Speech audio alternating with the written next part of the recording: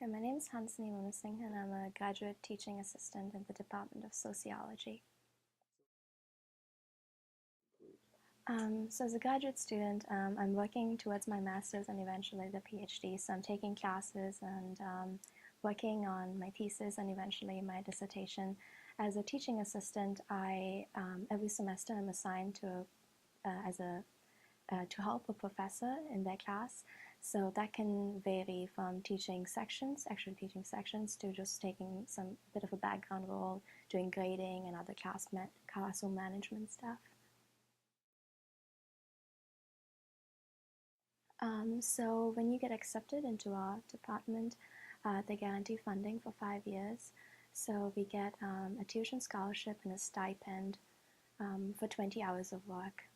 Some departments on campus, they don't give you a half-time appointment, they give you a quarter-time appointment. So they get a smaller stipend. Personally, I don't experience any financial strain, but I know there are some people, especially people who have families, if they're on a stipend that puts them under, I believe that puts them under poverty line sometimes, and especially if you have a quarter-time appointment, that also puts you under the poverty line. We are required to work 20 hours as a teaching assistant, and then on top of that, we take our own classes and need to have time for our assignments and basically the rest of the work that we do in the program.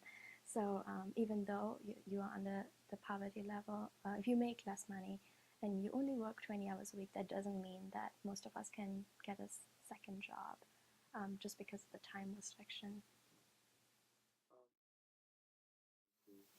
So we have the Graduate Student Union here on campus that is working to improve the living conditions for graduate students and make sure that the student workers on campus, the graduate student workers on campus are treated fairly. And they are the ones who make sure that we get our tuition scholarship. And recently they actually were able to ask for 25% reimbursement of fees, because as graduate students, even though we don't pay tuition, we still pay fees.